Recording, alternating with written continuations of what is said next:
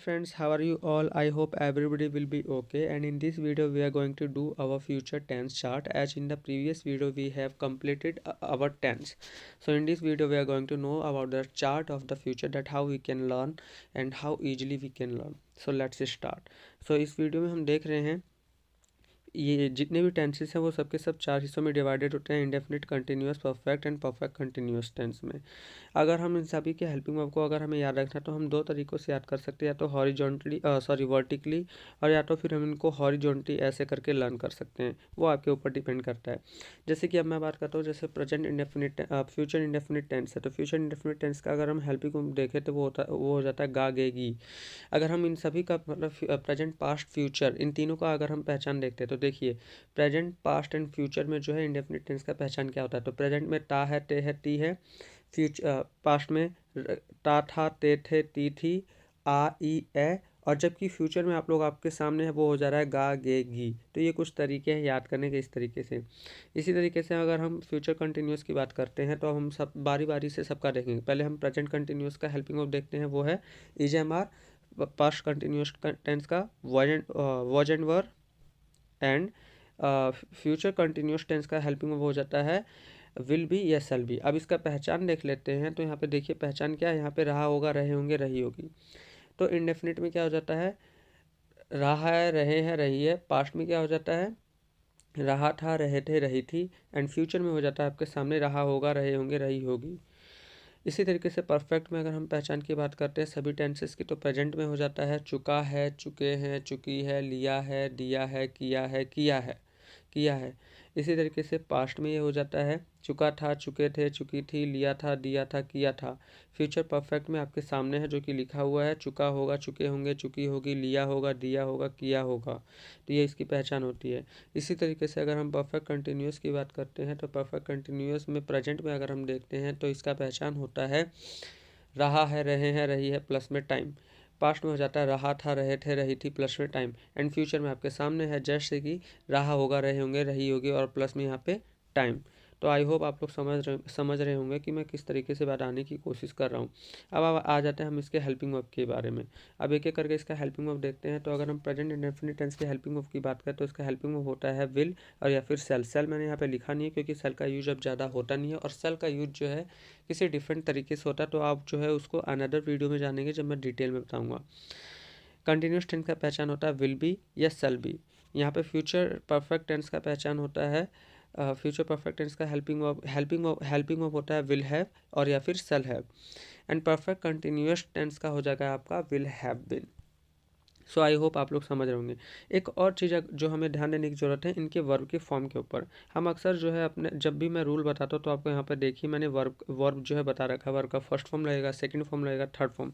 तो आइए एक बार इसके ऊपर भी देख लेते हैं।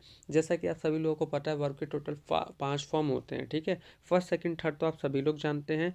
जो फोर्थ फॉर्म है वो हो जाता है आपका एस या फिर वो हो जाता है आपका ING। 1 मिनट। जो फोर्थ फॉर्म है वो आपका हो जाता है ING, जो आप लोग यूज करते हैं अक्सर वर्ब के लास्ट में कंटिन्यूअस में। और जो फिफ्थ फॉर्म है वो आपका हो जाता है S या फिर ES, जो आप लोगों ने प्रेजेंट इंडेफिनिट टेंस के अंदर कर रखा है कि ही सी इट नेम के साथ जो है हम S या ES का यूज करते हैं, ठीक है। तो ये वो वाला है। सो अब मैं बताना चाहूँगा इंडेफिनिट टेंस में हमें जो है वर्ब की फर्स्ट फॉर्म का यूज करना है। और क्योंकि कंटिन्यूअस है, चाहे वो प्रेजेंट हो, पास्ट हो या फ्यूचर हो, कंटिन्यूअस, हमें कंटिन्यूअस में अक्सर जो है वर्ब का फोर्थ फॉर्म यूज करना पड़ता है। और फ्यूचर परफेक्ट में चाहे कोई सा भी परफेक्ट टेंस हो, चाहे प्रेजेंट हो, चाहे पास्ट हो और चाहे फ्यूचर हो, उसमें हमें अक्सर वर्ब का थर्ड फॉर्म यूज करना है। ये एक तरीका है। और अगर आपको फ्यूचर परफेक्ट कंटिन्यूअस टेंस में अगर आप हेल्पिंग वर्ब देखें तो ये होता है फोर्थ फॉर्म। इसमें भी चाहे आप प्रेजेंट का, चाहे पास्ट का और चाहे फ्यूचर का परफेक्ट कंटिन्यूअस टेंस अगर आप लेते हैं तो आपको हमेशा वर्ब का फोर्थ फॉर्म यूज करना पड़ता है। तो आप लोग देख सकते हैं कि प्रेजेंट, पास्ट एंड फ्यूचर के जो कंटिन्यूअस हैं और जो परफेक्ट कंटिन्यूअस टेंस है, इन दोनों के साथ जो है हमें वर्ब की फोर्थ फॉर्म यूज करनी है। सो आई होप आप लोग समझ रहे होंगे। सो अब यहाँ तक आप लोगों का क्लियर है। सो अब हम चलते हैं एक एक करके हमारे अफर्मेटिव रूल पे। अब अफर्मेटिव में क्या होता है, यहाँ पे देख सकते हैं आप सब्जेक्ट प्लस में विल प्लस में वर्ब की फर्स्ट फॉर्म और प्लस में ऑब्जेक्ट। अब पहला एग्जांपल है मैं आऊँगा, तो क्या हो जाएगा आई विल कम, ठीक है। आई के साथ विल आएगा और फिर कम, आई विल कम। दूसरा है तुम ढूंढोगे, तो क्या हो जाएगा, यू विल सर्च। मुझे यहाँ पे रूल बताने की ज़रूरत नहीं है क्योंकि आप लोग ऑलरेडी कर चुके हैं, मैं यहाँ पे केवल एक समराइज कर रहा हूँ इस वीडियो में। उसके बाद अब हम देखते हैं कंटिन्यूस टेंस का अफर्मेटिव। तो इसका हो जाएगा, इसका रूल हो जाएगा सब्जेक्ट प्लस में विल या सेल, प्लस में बी, प्लस में वर्ब की फर्स्ट फॉर्म और प्लस में आईएनजी। अब चाहे इसको आप वर्ब की फर्स्ट फॉर्म लिख लें, वर्ब की फर्स्ट फॉर्म प्लस में आईएनजी लिखें, और चाहे आप इसकी जगह वर्ब की फोर्थ फॉर्म लिख लें, तो भी बात एक ही है। ठीक है, तो जैसे वह रो रहा होगा, तो वह रो रहा होगा तो क्या हो जाएगा, he will be weeping. I hope आप लोग समझ रहे होंगे। इसी तरीके से दूसरा एग्जाम्पल है, वे पूछ रहे होंगे, तो क्या हो जाएगा, वे पूछ रहे होंगे, दे विल बी आस्किंग। अब हम परफेक्ट में आ जाते हैं अफर्मेटिव में। इसका रूल हो जाता है सब्जेक्ट प्लस में विल हैव, प्लस में वर्ब की थर्ड फॉर्म, प्लस में ऑब्जेक्ट। मैंने वर्ब के बारे में बता दिया है कि क्यों इसके साथ वर्ब का थर्ड फॉर्म है। जैसे वह मर चुका होगा, तो क्या हो जाएगा, ही विल हैव डाइड। इसी तरीके से हम सोच चुके होंगे, तो क्या हो जाएगा, we will have thought. Teach का थर्ड फॉर्म होता है थॉट। टीच टीच का थर्ड फॉर्म टॉट होता है, थिंक का थर्ड फॉर्म थॉट होता है। ओके, तो यहाँ पे हमने थर्ड का यूज किया है। इसी तरीके से अगर हम बात करते हैं परफेक्ट कंटिन्यूस टेंस के अफर्मेटिव का रूल का, तो ये हो जाता है सब्जेक्ट प्लस में विल या सेल, प्लस में हैव बीन, प्लस में वर्ब की फर्स्ट फॉर्म, प्लस में आईएनजी, प्लस में ऑब्जेक्ट, प्लस में सिंस या फॉर, प्लस में ऑब्जेक्ट। यहाँ पे ये गलत है, सिंस और फॉर बाद में आएगा और ऑब्जेक्ट जो है पहले आएगा। तो ऑब्जेक्ट के बाद सिंस और फॉर आता है, आप इस बात का ध्यान रखें। तो आप इस गलती को सुधार लें। यहाँ पे सिंस फॉर और यहाँ पे भी सिंस फॉर लिखा हुआ है, इसको आप एक बार सुधार लें, सॉरी। जैसे वे एक हफ्ते से लड़ रहे होंगे, तो क्या हो जाएगा, they will have been engaging for 1 week. ठीक है, they will have been engaging for 1 week. अगर आपको करेक्ट इनकरेक्ट टाइम के बारे में नहीं पता है, तो आप लोग सिंस और फॉर को नहीं समझ पाएंगे। इसके लिए आपको मेरा वीडियो जो है फ्यूचर परफेक्ट कंटिन्यूस टेंस का देखना होगा, और या फिर प्रेजेंट परफेक्ट कंटिन्यूस टेंस का अगर आप वीडियो देखेंगे तो उसके अंदर डिटेल में आप लोग को समझ में आ जाएगा। अब हम ऊपर देखते हैं। अब यहाँ पे हम आ जाते हैं नेगेटिव के ऊपर। सो नेगेटिव में क्या है रूल, अब हम नेगेटिव में देखते हैं। तो नेगेटिव का रूल हो जाता है, यहाँ पे देखिए, यहाँ पे आप सभी को पता है, पहला वाला जो कॉलम है हमारा, ये है इंडेफिनिट, ये है हमारा कंटिन्यूअस, ये है परफेक्ट और ये है परफेक्ट कंटिन्यूअस। तो मुझे बार बार बताना ना पड़े। तो यहाँ पे परफेक्ट में, इंडेफिनिट में हो जाएगा सब्जेक्ट प्लस में विल या सेल, प्लस में नॉट। आप सभी लोगों को पता है हेल्पिंग वर्ब के जस्ट बाद जो है हम नॉट लगाते हैं, ये एक यूनिवर्सल रूल है, तो इस बात का ध्यान रखें। तो यहाँ पे हेल्पिंग वर्ब के जस्ट बाद नॉट, फिर वर्ब का फर्स्ट फॉर्म आप लोगों को पता ही है, फिर प्लस में ऑब्जेक्ट। तो जैसे मैं नहीं बोलूँगा तो क्या हो जाएगा, आई विल नॉट स्पीक। अब यहाँ पे रूल याद करने का एक तरीका बता देता हूँ। अगर नॉट है तो हेल्पिंग वर्ब के जस्ट बाद नॉट, और यहाँ पे हम देख रहे हैं इसका हेल्पिंग वर्ब क्या है, विल या सेल, तो विल या सेल के जस्ट बाद आप जो है नॉट लगा देंगे। इसी तरीके से अगर हम बात करते हैं इसकी कंटिन्यूस की, तो कंटिन्यूस का हेल्पिंग वर्ब क्या है, विल बी या सेल बी। तो यहाँ पे विल बी या सेल बी के बाद नॉट नहीं आएगा, बल्कि ये क्योंकि 2 वर्ड का हेल्पिंग वर्ब है, तो 2 वर्ड का जब हेल्पिंग वर्ब होता है तो पहले वर्ड के जस्ट बाद आता है। तो इसका हेल्पिंग वर्ब जो नॉट जब बनेगा तो ये हो जाएगा विल नॉट बी या सेल नॉट बी। तो आप इस बात का ध्यान रखें। जैसे कि हम कुछ एग्जाम्पल्स में देखते हैं, पहले इसका रूल देख लेते हैं। इसका रूल होता है सब्जेक्ट प्लस में विल या सेल, प्लस में नॉट, प्लस में बी, प्लस में वर्ब का फर्स्ट फॉर्म, प्लस में आईएनजी। आई होप आप लोग समझ रहे होंगे। जैसे वह नहीं सीख रहा होगा, तो क्या हो जाएगा, he will not be learning. कई बच्चे इसको he will be not learning लिखते, तो ये फिर सरासर गलत हो जाएगा। तो ये हो जाएगा he will not be learning. इसी तरीके से यहाँ पे आप दूसरा एग्जाम्पल पढ़ लीजिएगा। अब यहाँ पे दूसरा देखते हैं। इसका पहचान होता है सब्जेक्ट, इसका रूल होता है सब्जेक्ट प्लस में विल या सेल, प्लस में नॉट, प्लस में हैव, प्लस में वर्ब की थर्ड फॉर्म, प्लस में ऑब्जेक्ट। यहाँ पे आप लोग देख सकते हैं कि ये भी विल हैव और सेल हैव होता है, लेकिन जो नॉट है वो विल या सेल के बाद आ रहा है। आप इस बात को गौर करें। और फिर उसके बाद नॉट और फिर हैव आ रहा है। तो इस मैंने शुरू में क्या कहा था कि जब भी 2 या 2 से ज़्यादा वर्ड का अगर हेल्पिंग वर्ब है, तो जो नॉट है वो फर्स्ट वाला हेल्पिंग वर्ब और उसके बाद जो लास्ट वाला हेल्पिंग वर्ब है उसके बीच में आएगा। सो जैसे उसने नहीं देखा होगा, तो क्या हो जाएगा, he will not have seen. ये मत लिख दीजिएगा कि he will have not seen, ये गलत हो जाएगा। So he will not have seen, तो ये हो जाएगा। इसी तरीके से हमने नहीं लड़ा होगा, तो क्या हो जाएगा, we will not have fought. अब यहाँ पे आगे देखते हैं फ्यूचर परफेक्ट कंटिन्यूस टेंस का। तो इसका रूल हो जाता है सब्जेक्ट प्लस में विल या सेल, प्लस में नॉट, प्लस में वर्ब की फर्स्ट फॉर्म, प्लस में हैव बीन, प्लस में वर्ब की फर्स्ट फॉर्म, प्लस में आईएनजी, प्लस में ऑब्जेक्ट, प्लस में सिंस या फोर, टाइम के लिए। जैसे पहला है वह मार्च से नहीं रह रहा होगा, तो he will not be leaving since March. Since March, March क्योंकि करेक्ट टाइम है इसीलिए मैंने सिंस यूज किया है। अब हमारा लास्ट है जो वो है नेगेटिव। अब नेगेटिव में क्या है, नेगेटिव का अगर हम देखते सॉरी इंटेरोगेटिव।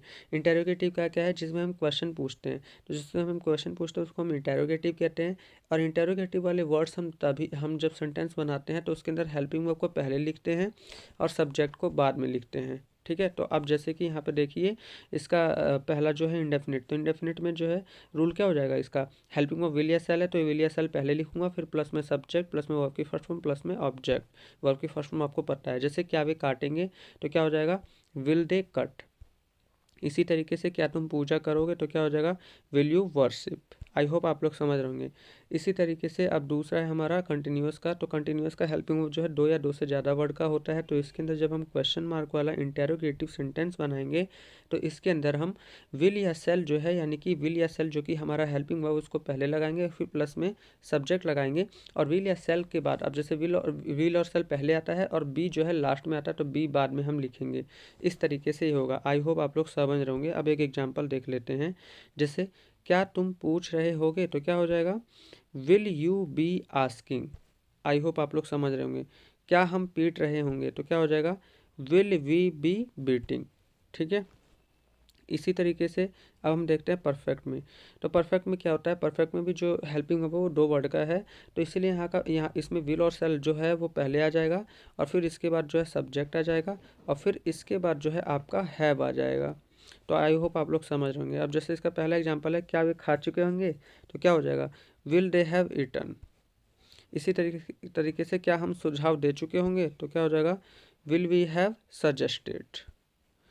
अब यहाँ पे हम देखते हैं परफेक्ट कंटिन्यूअस टेंस में, तो यहाँ पे विल या सेल पहले फिर सब्जेक्ट, प्लस में हैव बीन, प्लस में वर्ब की फर्स्ट फॉर्म, प्लस में आईएनजी, प्लस में ऑब्जेक्ट, प्लस में सिंस या फोर।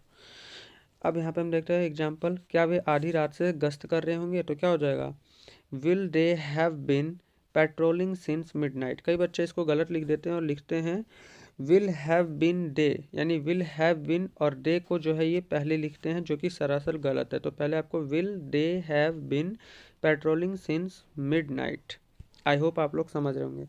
तो अगर आप लोगों ने मेरा ये वीडियो एकदम ध्यान से देखा है तो आपको समझ में आएगा, और अगर अभी भी आप लोगों को कुछ डाउट्स और समझ में नहीं आया तो आप मेरा वीडियो पीछे करके और दोबारा से जो है इसको देख सकते हैं, और वीडियो को स्टॉप करके समझ सकते हैं, पढ़ सकते हैं, तो आपको और अच्छे से समझ में आएगा। और अगर आपको नहीं आ रहा है और किसी ने जो है मेरा फ्यूचर टेंस का जो सेशन है पूरा का पूरा नहीं देखा है, तो पहले आप उसको कंप्लीट करें फिर इसको देखें, तो आपको अच्छे से समझ में आएगा। अब मेरे साथ कुछ स्पीकिंग कर लीजिए, मैं कुछ सेंटेंसेस बोलता हूँ। अब फ्यूचर पे हम स्पीकिंग करते हैं। मैं बुलाऊंगा, आई विल कॉल।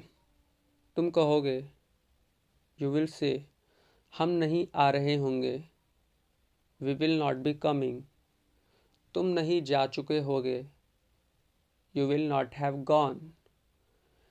क्या वह 2 दिन से रो रहा होगा, will he have been weeping for 2 days। क्या तुम बचपन से दिल्ली में रह रहे होगे, will you have been living in Delhi since the childhood. हम नहीं पीटेंगे, वी विल नॉट बीट। क्या तुम बुलाओगे, विल यू कॉल। हम नहीं बुला रहे होंगे, we will not be calling. So I hope आप लोगों को समझ में आया होगा। इसी तरीके से अगर आपको स्पीकिंग चाहिए और अगर आप स्पीकिंग के बारे में स्पीकिंग में इंटरेस्ट रखते हैं तो इस तरीके से अब मैं अपने वीडियो के लास्ट में कुछ सेंटेंसेस बोला करूँगा। और क्योंकि ये वीडियो लंबी हो गई तो इसलिए मैं ज़्यादा सेंटेंसेस नहीं बोल रहा हूँ। आई होप आप लोगों को मेरा वीडियो पसंद है। So if you like my video so please subscribe and do not forget to on the bell icon so that you can get the notification of my latest videos. Thank you for watching my video.